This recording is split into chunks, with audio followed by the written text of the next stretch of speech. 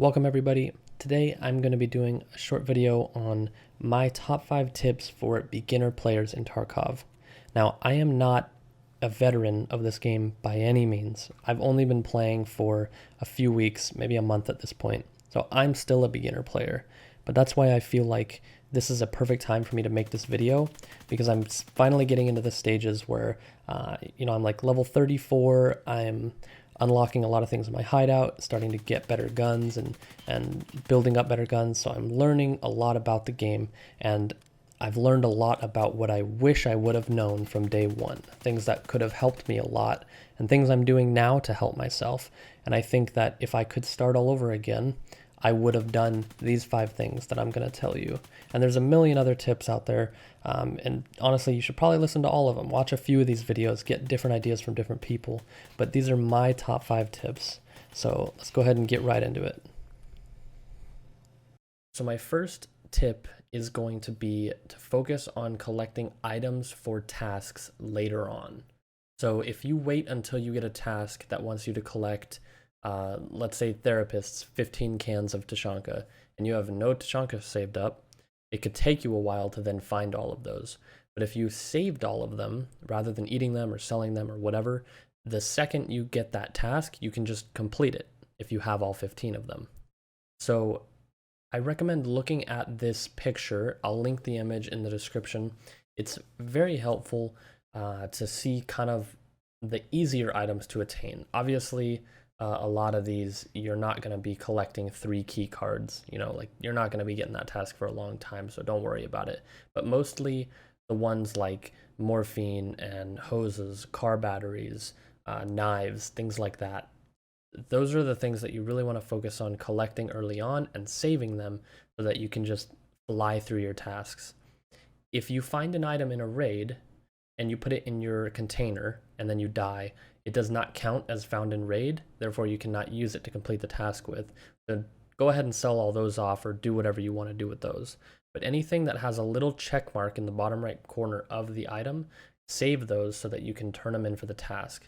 And once you do that task and you have some left over, then make sure you don't need more for the future, but then go ahead and sell them and do whatever past that point. But I really recommend saving a lot of your items. So my second tip is going to be talking about gear fear. Everyone in this game experiences gear fear, especially new players, and I feel like it's very important to get over gear fear. If you are going into raids with crappy weapons and crappy armor and crappy ammo, you will lose 9 out of your 10 gunfights, and you're not going to be getting better at the game. Also, if you just leave your good items sitting in your inventory because you're afraid to use them, you're not getting the money out of them if you just sold them and used the money for something else, upgrading your hideout or buying the gear and armor you actually want. So getting over that gear fear is very, very important as early as you possibly can. And I want to show you one quick example. This HK that I use is pretty nice. I really like it, and I built it up a little bit with a few attachments. If I was to sell this to Mechanic, he would offer me about 100 grand. That seems like a lot to a new player. When I started this game, I would look at an AK that's worth 21k, and I would think, why wouldn't I just take that out instead of this and just sell that or keep it for later? But people don't realize how little 100 grand really is in the grand scheme of things. If you look at a pack of sugar, you can sell a pack of sugar for over 70,000. Sugar's not that hard to find. There's a bunch of items out there, weapon attachments, gunpowder, things like that are worth 50, 60 grand. You find a couple of those, that pays for the whole gun. So even if you go out and lose the gun, you go do one raid and you make it back. Money is not that hard to come by in this game. Even with nothing, you can go do scav runs and make money. So don't be afraid to take out your gear, because it's going to help you get better at the game. So my third tip is going to be to do your quests. I made the mistake of putting quests to the side at the beginning of my account, and it didn't hurt me later, but it just put me behind. Once I got the flea market unlocked, once I was, upgrading my hideout, stuff like that, none of my dealers had the reputation that was necessary to upgrade a lot of stuff in the hideout, so I was kind of behind a little bit. and then I had to go back and start doing tasks.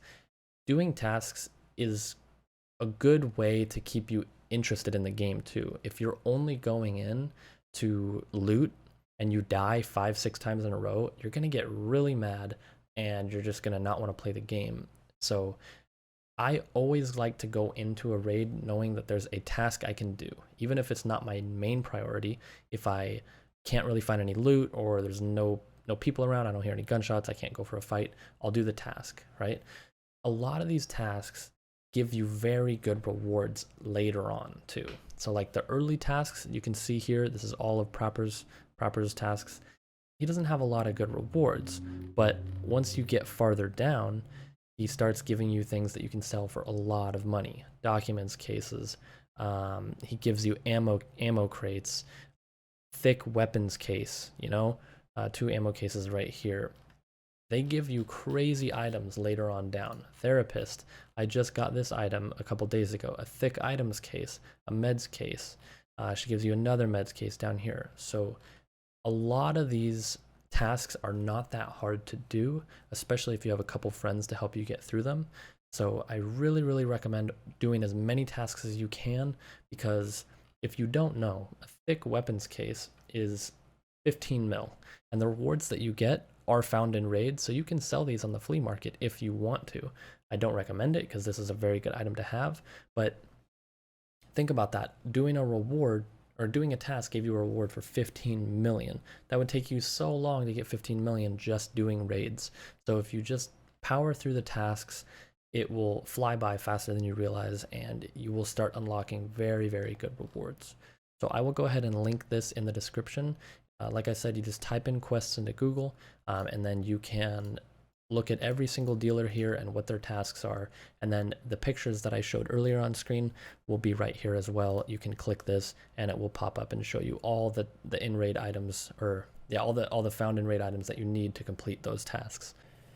All right, so step 4 is something I don't really hear a lot of people talking about, but for beginner players, I feel like it helps a lot. It has definitely helped me a lot, and I still do it even though I'm not as much of a beginner anymore. Scavving on factory or doing offline raids on factory. I scav every single time on factory, always. Unless I'm playing with some friends, I always go factory because they're quick games. You get in gunfights very quickly, and you can hear footsteps practically anywhere on the map if you have a headset. So the reason why I think it's important is because every game, no matter what shooter game you're playing, you can hear footsteps, but they're always different. So footsteps in Call of Duty are going to sound different than footsteps in Tarkov. So I think that when you're running around in this game and you hear footsteps, you don't always know exactly where they are, and you have to learn, especially because there's different headsets. There's different headsets in the game. So you have to learn which headsets can hear how far and what the noises sound like, and also learning when someone's walking on wood or metal or glass, what all that sounds like. So running around on factory with a bunch of scavs, all running around, listening to their footsteps, listening to their shots, learning how to hear the game, I feel like is very beneficial and can help you in future gunfights. If you just run around on shoreline for 20 minutes looking for loot, that's cool. But if you hear footsteps all of a sudden and you can't exactly pinpoint where they are because you haven't gotten used to that, or you just, you haven't gotten in that many fights because all you're doing is looting, then you're probably going to lose that fight. So even if your goal isn't to go into labs and slaughter everybody, I still think it's good to know how to play tactically and defend yourself. And if you hear footsteps, know how to play around that and know where the enemy is and where they might be going. So again, you can scav factory, but I really recommend taking in really good gear into your offline raids so you learn how to use that good gear, and then also so that you can learn how to hear multiple enemies at once and balance where they are and prioritize gunfights. So my 5th and final tip that I recommend for new players is to learn the ammo system very quickly. What I mean by that is study the different types of ammo, what they look like, which ones are good, which ones are not, which ones are worth a lot of money and you should sell, which ones you should keep. it's very, very overwhelming to new players how many different types of ammo there are and how many of them look very similar.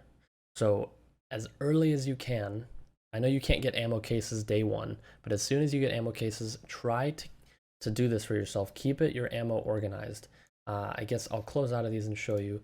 I have 4 ammo cases. One of them I don't really have anything in right now, but this one specifically for M856A1, it's 5.56 ammo, and I go through a lot of it because I like running those guns a lot. So I keep basically a whole case just for that, right? So keep it organized. So as soon as I need some of this ammo, I just open this box and grab it. I don't have to sort through a big box of random ammo looking for the one that I need, right? Learning the ammo in this game is very, very tedious, but it will make you more money if you do it early on. What I mean by that is you find a lot of different types of ammos when you're looting stashes or players or, you know, whatever, even on the floor on shelves. And knowing which ones to pick up and are worth taking up a slot in your inventory is very important. There's some ammo you find in a game that you can then sell for 100,000 on the flea market, and other ammos that you might not know, they might look good, but they'll sell for 50 rubles a piece. So do your best to figure out the ammos. So there are a lot of different charts out there. Honestly, I don't really recommend the big fancy graphs and charts. If they make sense to you, then go for it. But I use an app called Battle Buddy, and it lists all of the ammo types. It's a Tarkov app, and it has a whole bunch more information other than just the ammo types. But it lists all the ammos and what their penetration value is, what their damage value is, everything. And what I did is I took the main ammos that I used and I wrote them down on a piece of paper next to my monitor. So whenever, I mean, I don't need to anymore, but when I was new, whenever I would need a type of ammo, I could look up which ones were the best, what were the mid-tier, what were the worst, and kind of make my decision on what to buy from there. Also, what to sell. So when you collect 50 different types of ammo and you just let it pile up and you don't know which ones are worth money and which ones aren't, this guide can really, really help you. All right, and with that, that is my top 5 tips. I hope you learned a lot from this video. Even if you only learned a little, even if you knew all of these tips, I hope that it was a helpful reminder and you can go out there and keep improving your skills in Tarkov. Please don't forget to leave a like and subscribe if this video helped you or if you enjoyed it. Thank you guys so much for watching. I will see you in the next one.